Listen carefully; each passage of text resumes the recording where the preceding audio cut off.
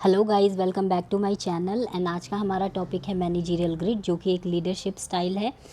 इससे पहले मैंने लीडरशिप की और भी थ्योरीज डाली हैं। अगर आपको वो थ्योरीज देखनी है तो आप मेरे चैनल पे जाके वहाँ से सारी वीडियोस देख सकते हैं लीडरशिप थ्योरी की। ठीक है, तो हम आगे डिस्कस करते हैं आपके मैनेजरियल ग्रिड। मैनेजरियल ग्रिड आपका दिया था ब्लैक एंड मॉर्टन ने। इन्होंने 2 डायमेंशंस की स्टडी करी, concern for people and concern for production. इन दोनों डायमेंशंस की स्टडी करने के बाद इन्होंने 5 अलग अलग लीडरशिप स्टाइल दिया कि 5 अलग अलग लीडरशिप स्टाइल को अडॉप्ट करते हैं अगर एक पर्टिकुलर सिचुएशन अराइज होती है। तो इससे पहले हम आगे बढ़ें, हम एक जो है आपका डायग्राम डिस्कस कर लेते हैं। ठीक है, यहाँ पर आपको एक्स एक्सिस पे कंसर्न फॉर प्रोडक्शन दे रखा है low to high, and concern for people दे रखा है लो टू हाई। ठीक है, सबसे पहला है आपका जो है वो इम्पोवेरिज्ड। यहाँ पर 1 and 1 है, इट मीन्स कि low concern for people and low concern for production. तो यहाँ पर जो आपका लीडर है उसका बहुत ज़्यादा ध्यान ना तो प्रोडक्शन पे होता है और ना ही लोगों के साथ रिलेशनशिप मेंटेन करने में होता है।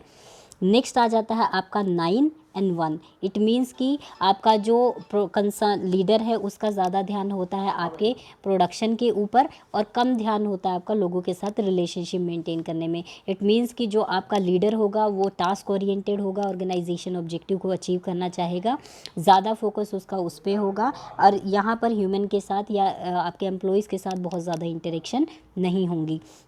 नेक्स्ट आ जाता है आपका 1 and 9, जिसे हम कंट्री क्लब बोलते हैं।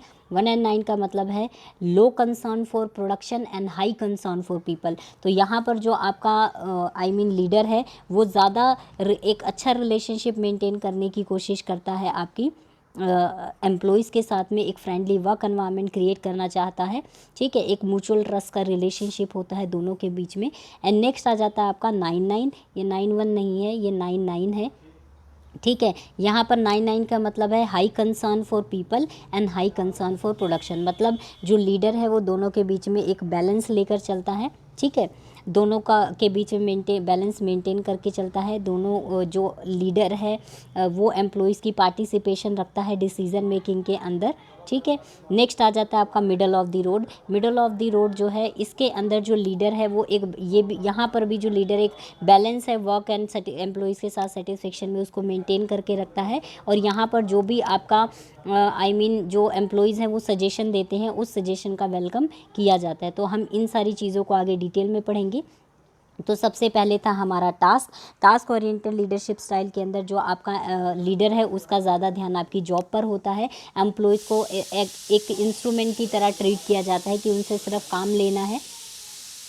यहाँ पर एम्प्लॉयज़ के साथ जो इंटरेक्शन होती है वो बहुत कम होती है और सारी की सारी अथॉरिटी आपके पास, आपके सुपीरियर या आपके बॉस के पास होती है। और एम्प्लॉयज़ से ये एक्सपेक्ट किया जाता है कि जो भी उनके पास ऑर्डर्स आएंगे उन ऑर्डर्स को उनको फॉलो करना है। नेक्स्ट आ जाता है आपका इम्पोवेरिज्ड। इम्पोवेरिज्ड के अंदर मैंने क्या बताया था अभी इससे पहले कि जो आपका लीडर होगा उसका बहुत कम कंसर्न होगा प्रोडक्शन को लेकर और बहुत कम कंसर्न होगा लोगों के साथ। अगर किसी भी तरह की कोई भी प्रॉब्लम आती है, किसी भी तरह का कोई फेल्योर आता है तो वो उसे सेल्फ डिफेंस करता है, अपना बचाव करता है और किसी और के ऊपर उसका ब्लेम लगा देता है। ठीक है, तो यहाँ पर जो आपका रिलेशनशिप है ऑर्गेनाइजेशन के साथ और एम्प्लॉयज़ के साथ वो बहुत मिनिमम रिलेशनशिप मेंटेन करता है, मतलब बहुत अच्छा या स्ट्रॉन्ग रिलेशनशिप नहीं मेंटेन करता है। इसके साथ साथ अगर एम्प्लॉयज़ अपने तरीके से काम करना चाहते हैं तो वो चाहे तो ऑर्गेनाइजेशन को छोड़ भी देते हैं।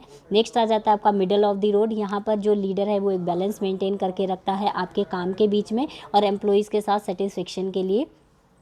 इसके साथ साथ जो भी एम्प्लॉयज़ के सजेशंस हैं उन सजेशंस को वो इनवाइट करता है या उनकी सजेशंस को लेता है और उनके साथ एक इनफॉर्मल रिलेशनशिप क्रिएट करने की कोशिश करता है। ठीक है, इसके साथ साथ ये स्टाइल इस अजम्पशन पे बेस है कि जो लोग हैं वो अपनी मर्ज़ी से काम करते हैं। अगर उनको काम एक्सप्लेन कर दिया जाए तो उनको किसी भी तरह की एक्सप्लॉइटेशन की ज़रूरत नहीं है। वो अगर हम उनको काम दे देते हैं, उनको काम अच्छे से बता देते हैं तो वो अपने आप ही उस काम को कर लेंगे। ठीक है, नेक्स्ट आ जाता है आपका कंट्री क्लब। कंट्री क्लब के अंदर जो आपका लीडर है उसका ज़्यादातर ध्यान लोगों के साथ रिलेशनशिप मेंटेन करने में होता है। ठीक है। यहाँ पर जो लीडर है वो एक कॉर्डियल रिलेशन और एक फ्रेंडली वर्क एनवायरनमेंट क्रिएट करता है अपने एम्प्लॉयज़ के साथ में। उसका ज़्यादा ध्यान आपके ग्रुप के ऊपर होता है, ना कि इंडिविजुअल के ऊपर। और सबॉर्डिनेट से ये एक्सपेक्ट किया जाता है, या सबॉर्डिनेट जो है काम इस तरीके से करेंगे कि उनके अगेंस्ट कोई एक्शन ना लिया जाए। एंड लास्टली है आपका टीम, जो कि 9 है। यहाँ पर high production concern for production होता है, एंड हाई कंसर्न फॉर आपका रिलेशनशिप होता है, या हाई कंसर्न फॉर पीपल कह सकते हैं आप।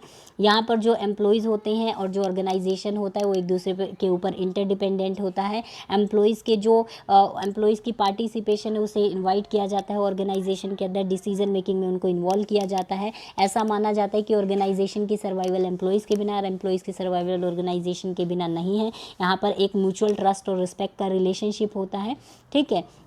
तो ब्लैक एंड मॉर्टन ने जो बेस्ट लीडरशिप स्टाइल है उसे टीम को, यानी कि 9 वाली फॉर्म को बेस्ट लीडरशिप स्टाइल बोला है। तो ये थी आपकी आज की वीडियो मैनेजरियल ग्रिड। अगर आपको ये वीडियो अच्छी लगी है तो आप मेरे चैनल को लाइक करें, शेयर करें, सब्सक्राइब करें। Thanks for watching.